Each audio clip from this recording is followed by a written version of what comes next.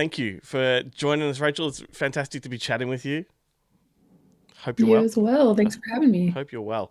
Um, so right out of the gates, for people that have never heard of this film, can you give us an elevator pitch? Oh, haven't done this in a while. Um, so this film is I'd say a sci-fi thriller drama about a young woman who moves to LA to become an actress. And to get on her feet, she takes a job at a sleep clinic that can actually make their clients' dreams come true. Um, which is cautionary tale. Careful what you wish for. And yeah, chaos ensues. Well done. Look, that's pretty good. Like I do a lot of EPK stuff, and the hardest question whenever you're dealing with cast and crew is, what is the movie about? It's the hardest. It's taken me 10 years to distill it. Yeah, it's tough, but And I've had some time to whittle it down. and has anybody ever done it in an elevator? That's my question. No, I always that's what I heard that I would be doing, and so I envisioned it in an elevator, but yeah, that would have been a short elevator ride. I guess I'd probably had a little more time, but no, Did it always never. in your head when you were practicing, did it have Girl from Ipanema playing in the background while you were That's a Yeah. very random joke there, Ben. It's very good. So where did the concept for this film come from? Was there like a seed that was planted at some point from something particular that triggered the idea? Oh man, I love this question because I get to tell people that my dad made a handmade or homemade sensory deprivation chamber in our garage as a kid. Amazing. Out of yeah. So that was in our garage. So I definitely used that. And fast forward, I was graduating film school and had my first real breakup with my first love. And that heartbreak definitely motivated me to start writing it. But of course, like, my dad's very experimental with all of these things, these new age, meditation and such. So that's always been just part of my life. And yeah, so I guess those two through lines merged and had this idea. That's actually you're actually really lucky because where I used to work at the video store where I got a lot of this stuff from, the place next door was like an experimental therapy kind of place, and they had a, a red room. They called it a red room, and Oh, you go in there and just scream, and it was so you could relive the trauma of childbirth. God. So imagine, relive it. Why are we reliving it? so imagine like from the baby, of course, like Yeah. you get to Yeah, the, relive the the exit's like this big. You gotta yeah, you have to force the way out. So imagine if you had that in your garage growing up instead of the That might be what I make for myself and my children and my family because I I get that now. But as a child, did you get to go into that thing? Like did you or is it for yeah, yeah? Oh my god. I've actually tasked him. I'm like, you have to find me a picture of this thing so I can share it on social media because it was a little sketchy. But my dad worked in construction, very crafty. But yeah, it like fully sealed completely shut. And yeah, it was filled with salt water Wow. and we definitely went in it. Yeah, it was a little hot. So maybe not, it definitely wasn't ventilated. well, it's an So amazing place to be sent for a timeout Yeah. if you behave yes. Yeah. into the sensory deprivation tank. Why is there a padlock on here, Dad? Yeah. Oh no. So when you're writing in general, like do you I ask this to a lot of people, do you have particular other movies or stories as points of reference along the way that you can sort of lean into for this and lean into for that?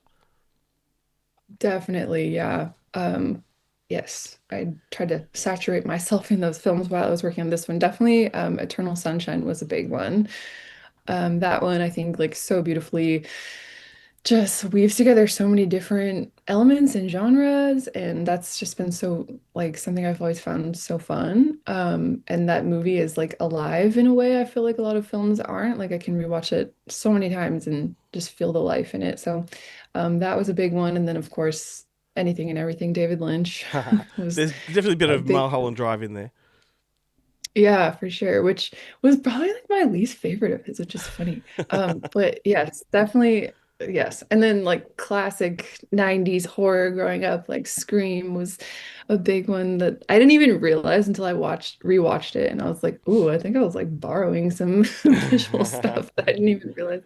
It's just so in my subconscious. I love that you go Um, along with that question because I ask it to a lot of people, and some people are very standoffish about that. Oh no, it's completely original. It's like, well, nothing's completely original. Like you've got to have your no. influences, you know. Yes, totally. Which is kind of, I don't have the best memory either. And I know these things are like imprinting on me, so gotta be careful sometimes. But yeah, I mean, yeah, we're all just borrowing in a different way. I'm really curious. I read on the IMDb page about about the development process. Can you take us through how that happened? Because it sounds fascinating. Yes, it's been a journey. Yeah, it's fun to talk about it now, finally from the outside, not Yeah. the arduous process. It's been a journey. So yes, I started writing it as soon as I graduated film school, like I said, after that breakup in 2012. And then I moved to LA because honestly, probably because the story took place there. So I just moved to LA and then worked in some film studios, just kind of like got on my feet there. And I found a little bit of financing, not much, but I knew I wanted to film all of the main characters' flashbacks. So I put together a very small crew, super skeleton crew, and we went to Georgia because the one of the studios that I worked at had a branch there, and they lent us some gear. So we went to Georgia in 2018, and we shot for only 5 days, and that was all of the main characters' flashbacks. So all of that was actually shot 4 years before we ended up picking back up in LA, and so I used that footage to cut together the flashback scenes, but also like sizzle reels to use to pitch the project, which helped tremendously because and back then I was like, why does no one believe in me? But now I totally understand. Like I'd never made a film, so it makes sense. Um, so having that to show like, okay, we can really do this, helped so much. And then yeah, it was in 20 end of 2019 that I ended up finding the rest of the financing for all of the LA scenes, which is like 80% of the film. And then right after that, the pandemic hit. And so that took us out for another like year. Um, and then, yeah, we finally ended up shooting most of the film in 2021, which already sounds like a long time ago, but yeah, 2021. And Wow. then, You go on. yeah. How do you keep your enthusiasm for that long? Like, Oh man, good question. I think I'm just a little crazy. I can't let something go. I don't know what's wrong with my brain. It was, I think having the flashback scenes filmed and really loving those helped me so much. I think if I wouldn't have liked those scenes, I would have let it go. But I was like, this is so beautiful. And yeah. I felt like I owed it to that footage to finish through those 4 years that were the toughest, were definitely the 4 years between the flashbacks and finding the rest of the money. Um, and then also having like people relying, like Chloe had given her time and energy and the cinematographer. So I think that really held me accountable. And yeah, no, it was hard. There were certainly times where I wanted to give it up, but On I'm the glad I plus didn't. on the plus side, it adds excellent production value. Like you don't have to Yeah. de-age any of the actors or anything like that for the flashbacks because every year goes past, you're like the flashbacks look more. Yeah. That was a weird bonus for sure. When it was taking time, I was like, well, yeah, they definitely look different. Chloe didn't age much, but her hair was definitely a lot shorter, so you can tell if you're really paying attention. But She's yeah. fantastic in this film too. She's got some vibe or aura about her that I just love watching. She's got a kind of like a Mia Goth meets Lauren Ambrose vibe going on there. In fact, like Yeah. she can get as deep as Mia Goth too. I just found her performance amazing. So, did you have her in mind from inception of this film, like, or how did she get involved? Yeah, she came to me through my first casting director. So I ended up having two for the two separate phases. She came to me through my first casting director, Bess Pfeiffer, but I had seen her on the OA Hmm. and knew her work from that and Transfiguration, which was fantastic. And yeah, she just has like, I don't know, she's smart and she just like, yeah, came in and yeah, she came to me first. So she was the first piece, and then we got Peter back, and they ended up being beautiful together. The chemistry was amazing. But yeah, I that was all her. I was like, do what you want. We had like a little preparation. We sent some music back and forth, like some playlists, like this is what Gemma would listen to. But really, she just like brought her to life kind of entirely on her own. It was amazing. I'm so lucky to have had her because our production was not easy. And you wouldn't know it watching her. So I did want to ask about, now this is a question I've wanted to ask for a long time. When you direct actors in audition scenes in movies where they can't, they, you know, how do you how do you approach it? Because you want them to be good, but you don't want them to necessarily be good enough to actually get the part. But then how do you tell them to act? Yeah, how do you how do you direct that scene? yeah. No, there are so many layers, and this one was extra complicated because it's like she doesn't initially get the part, but then ultimately she gets the part. So that's like another layer. Yeah. And then mind you, like this scene, this audition scene, that we got that in that was one take, the first take and only take. Wow. Because it was the last scene of the day. And it took so long to set up the dolly and camera for that shot because the floor, we were in this like ancient sound studio and the floor was so creaky and it took so long to get it to a point where it was even, we could even shoot without hearing the creaks over all of the dialogue. So by the time I mean, we were way over time and we were like, we got to get this now. That, like, that's all we had. And it gives me chills like every time I watch it because I don't know, something happened in that moment. But yeah, and to answer your question, I don't I think we played it very I know she was like particularly nervous about that one. It's tricky as an actor, but yeah, I wish I could say more about ways that we prepared. We just kind of played it straight. Like don't think about what's coming in a dreamlike without giving anything away manner, but It's almost like she just got um the brief. She just knew what she had to yeah, do. she Yeah. did. And yeah, exactly. She saved me on so many accounts, like in the talk show scene too, that we only had time for one take. Like without her, yeah, I There's a got really, moment in that talk show sequence, and I just might be naive here, but the light glistens off her eye, and there's a star in her eye. Was that an intentional, or yeah, that's a post thing, or was it lucky accident? no, it was we did have like a star filter on set that day because we had that sequined backdrop and so it kind of like lit up in a really cool way. But yeah, I specifically wanted to use that one glisten because I know what you're talking about. It was so cool. So I was like, we got to sneak this in somehow. Lucky. So it was kind of a lucky accident. Or you had the stuff in the background, but that actual split second moment was just caught in camera. It was, yep. Amazing. Yeah. I totally thought, no, Yeah. they must have in post just put that in there. Oh, I love that you caught that because I love that. Yeah. And Now you, yeah, go on, Ben. so we're on this show. We're incredibly huge fans of Jonathan Shay. Here we go. Yeah, Oh, Yeah. I think it's John What was Sheck. yeah. Jonathan Sheck. Jonathan Sheck? Yeah. I don't. Yeah, One I of don't the know what. ongoing jokes has been that we could never pronounce his name. It took me so long. It took me so long. Is it Sheck? Is it Sheck? It's Sheck, I It think. is Shaq. Yeah. Yeah. Yeah. Yeah. Okay. We've been trying to get him on the show for years. Really? Yeah. It's just Oh, We'd love to have him. hard to get hold of. Anyway, go on, Ben. But yeah, yeah. so He's what yeah. was it like working with him? Um, so fun. Yeah. I'm trying to. It's been so long He's so now. creepy in this.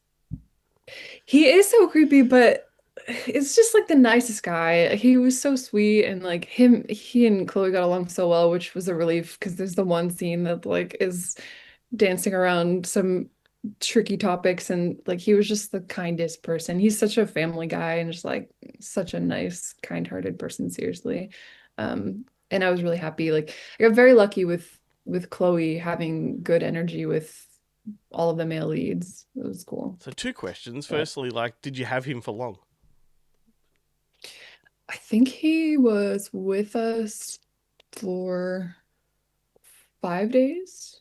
Um, I remember it. I remember there being some sort of scheduling snafu. It was like we had him 4 consecutive days, and then something with the location. We needed him to come back to her apartment location on the third week for whatever art, I don't know, whatever production reason. So we ended up having to clear out of the apartment location entirely so other people could shoot there, and then had to come in and redress the kitchen to have him again the following week. So yeah, I remember there was one offshoot day, but it was like 5 days in total, I think. Yeah, right. I feel like you struck gold with him because he's really good in it, and he's different to most of the other things he's been in. Um, Yeah, that's what everyone keeps saying, and that's was awesome. he in your mind from the start for that character, or did you have a whole bunch of people that might have fit the bill? I did have a whole bunch of people, a whole bunch of people. That was the one role where I think we made the most offers and got rejected the hardest. Um, yeah, I'm trying to remember. I mean, we were shooting for the stars in the beginning, like I think like Jim Carrey was my first, and he like doesn't even work anymore. So, um, and yeah, I'm trying to remember who else, but yeah, we got rejected a couple times, and then John came in and was just super down and so helpful, like behind the scenes too, pulling strings and getting like other people to jump on for minor roles and stuff. So yeah, again, I got really lucky. Was his hair written blonde or white in the script? It was, yeah, and he sent me a selfie. He's like, "I'm getting it dyed," and it was like the best selfie. So yeah, he did color it for this, which was cool. Very, very Devoted. cool. I got a couple more questions for you. Unless I'm very dense, which is quite possible because I am, there's like an ambiguity to this story that I don't want to sort of reveal to people. But do you get asked about it a lot, and do you have a go-to response when it comes to questions? Yeah, I do get asked about it a lot. Are you in reference to the ending more so? Is Let's that what say you're final getting act. at? Let's say final act. Yeah. Yeah, sure, sure. I do. I get asked, and I prefer to leave it to the viewer to Typical filmmaker, interpret. Ben. Yeah, I know. No, that's okay. I've got But my it's just theories. so cool to me. Yeah, it's just so cool to me that it can be interpreted in different ways. And I think I've heard a few different things that I think it's like maybe even cooler than what I was imagining. So I'd prefer to leave it to y'all. Yeah. Excellent. That's fine. Before we wrap up with you, I've got some fun questions I like to end my interviews with people, and that is sort of just Yeah. the personal stuff like what kind of movies do you indulge in your downtime? Ooh. Definitely a lot of horror. I'm a big horror genre fan. So I don't know why. I don't know what it is, but it like stresses, it like calms me down when I'm stressed Uh huh. out. It No, makes we no get it. sense. We get it. Yeah. So yeah, a lot of old classic horror.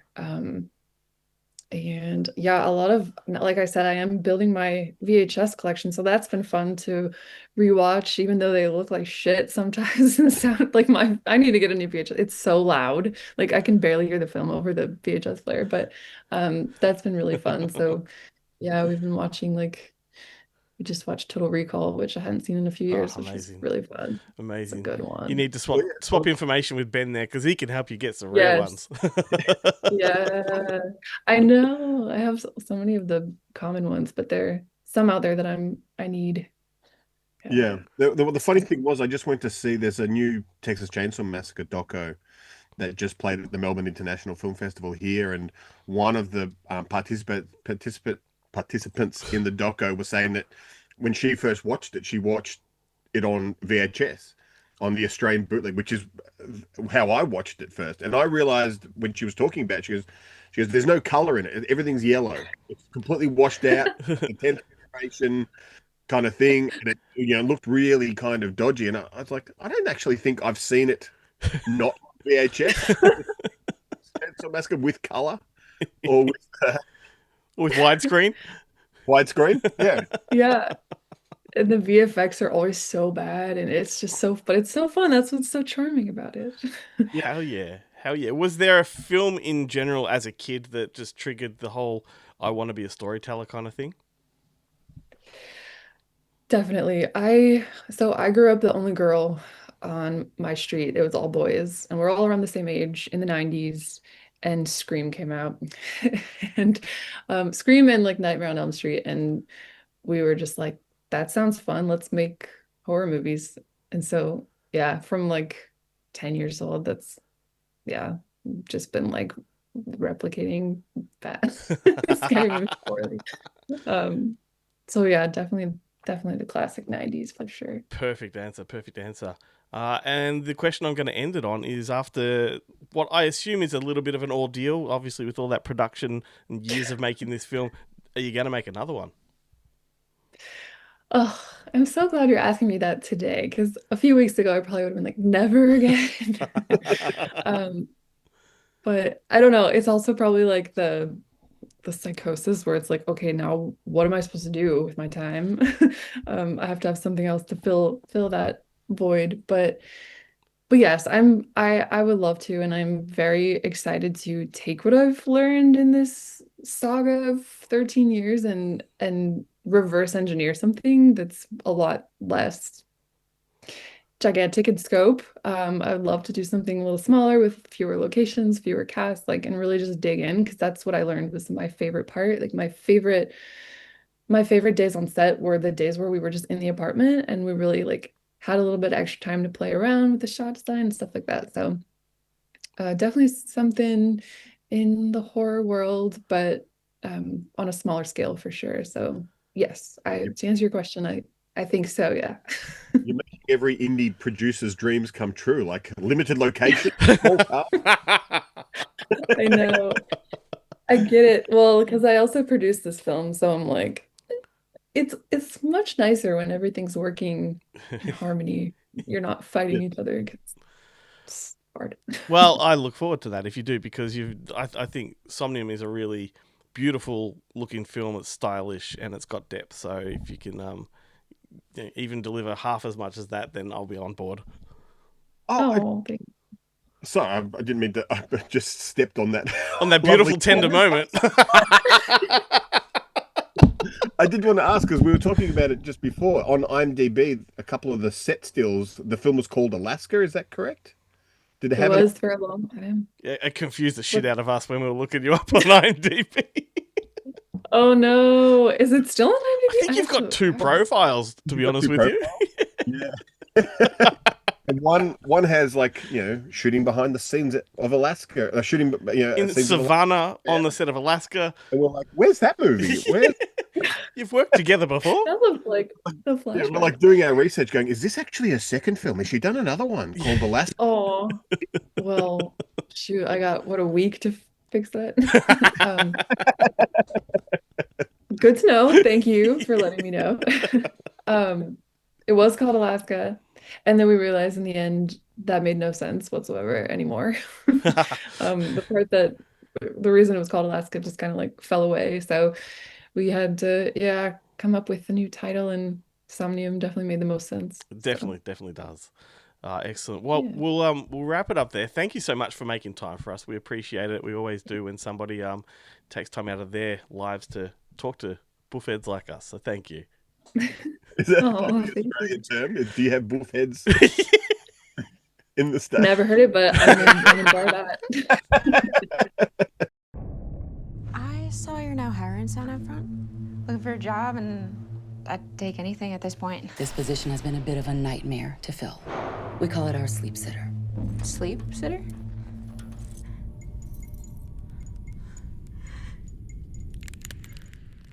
Good evening, and welcome to Somnium.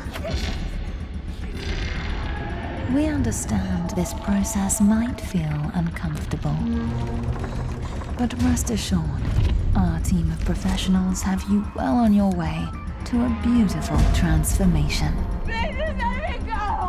Lie back, relax into a sleeping position, and allow us to make your wildest dreams